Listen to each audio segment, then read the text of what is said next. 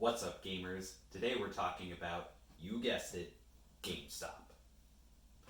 So all the way back in the beginning of 2019, in the before times, GameStop was trying to sell itself, like the entire company, over several months. But as of February, decided to abandon those plans because it turned out nobody actually wanted to buy GameStop. We had a joke all set to go about several buyers having expressed interest, but deciding against it when GameStop refused to take any more used copies of Sears as trade-in credit. But honestly, there was nothing funny about any of that. GameStop, less than a decade ago, still riding high at the center of a boom time for console gaming, now being unable to attract a buyer basically means that the market reality has shifted so profoundly that the clock is probably about to simply run out on the company, and with it the idea of specialty games retail itself. And it's as irritating as it is unsurprising that the gamer culture largely didn't seem to know about this, or worse, consider it to be an innate irrelevance at this point, or even a good thing. Because, hey, screw GameStop, right? Now look, GameStop sucks. You won't hear me argue that. It's shady, it's pricey, it's tacky, you have to deal with a mall. They try to upsell you on crap you don't need, scummy policies. It's basically a toy store at this point. And there's a certain karma to the idea of them going under because digital sales are basically wiping out physical media because they push smaller chains and indie game stores out of business to get where they are in the first place. I get that attitude. I just also know that it's wrong, because it's the same attitude people had when things started to go south for Blockbuster. And yeah, Blockbuster was a sleazy company that itself did a number on mom and pop video stores before Netflix and Amazon did the same to them. But it didn't change the fact that it still effectively meant the end of physical movie retail, and as a film fan, I can tell you that movie culture has indeed been made permanently worse as a result in specific important ways. Chiefly the loss of connection, loss of community, loss of access, loss of consumer power, not uncoincidentally all the things that the loudest self-proclaimed hardcore gamers will always shout the loudest that they are committed to, but will, in my experience, also be the first to trade away at the slightest inconvenience. Meaning that I have effectively zero confidence that the gaming scene will not suffer the same loss if the retailer we all love to hate really is in as bad a shape as it seems to have been. At the basest level, no matter how useful online shopping is, and I'm certainly not some Luddite against internet retail, the loss of brick and mortar retail of any kind is an option for consumers is in fact a loss of community and human connection. One less place to go and encounter people in multiple different contexts for the sake of it, and also for the necessary perspective reset that the other end of the transaction still involves a person or persons whose life is as valid as yours.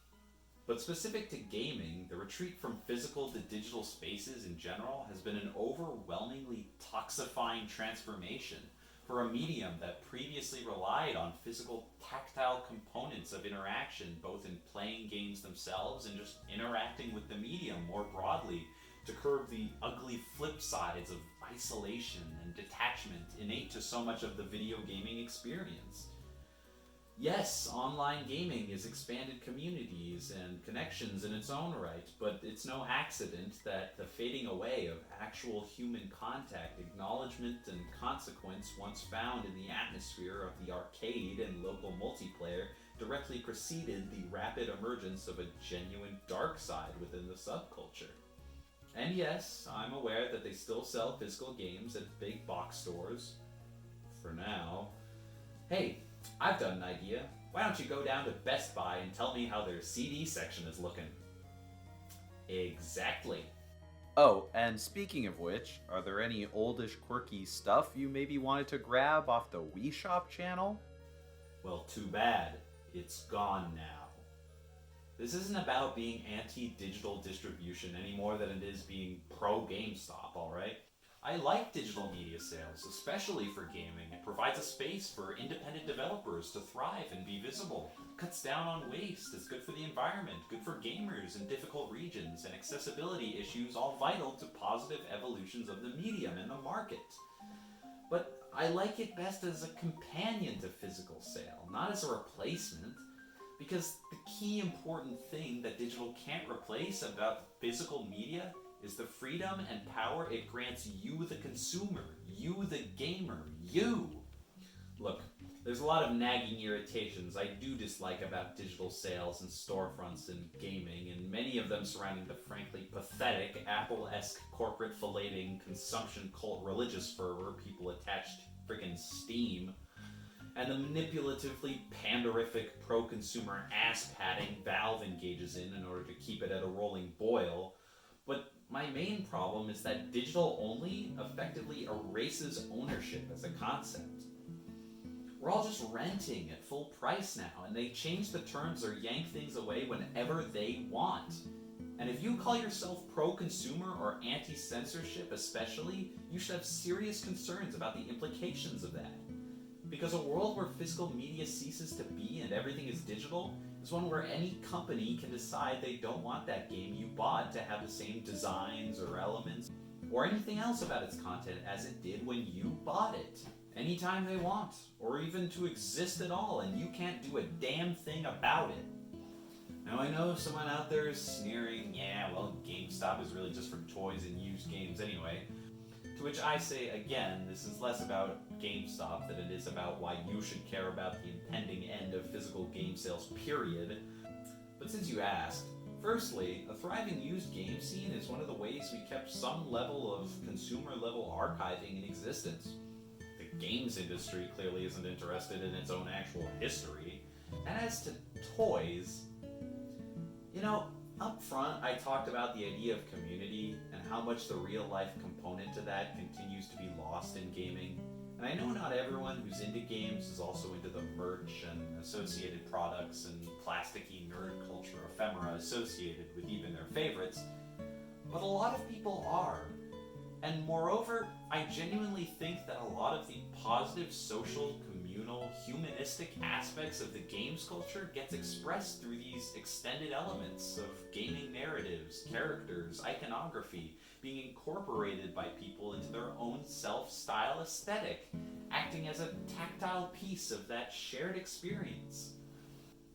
There's value, or there can be value, in the idea that those elements can be appreciated apart from their source function as expressions of the ones and zeros and challenge component of the games themselves, in the idea that a plush Pokemon can become a cherished object that potentially outlives one's connection to any of the individual games, or that a gaming shirt, coffee mug, keychain, or whatever becomes someone's favorite one of those. And that the bigger, broader idea that this, yes, often tacky, usually disposable and unnecessary stuff can be the signifiers by which gamers identify each other outside of gaming-centered spaces and friends who might not have become so meet in the first place.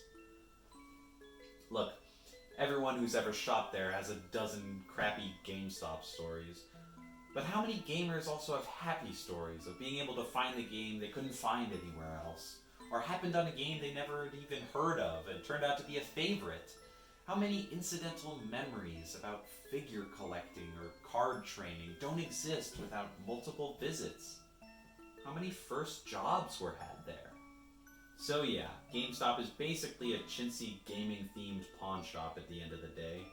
But especially in the US, if you're not in a major city with a thriving con circuit or even a gaming meetup scene, which is a lot of places, people, seriously, the further you get from parts of this country that touch like saltwater and Canada, there's quite a few stretches that are basically just Fury Road with a couple more mega churches and Chick-fil-A's. I mean, not everybody gets to go to E3 or PAX or whatever. The local GameStop was often it for any sense of real-world games community. And if your response to that is, well, that's sad, yeah, it is. And I'm not looking forward to it getting any worse. Thanks for watching.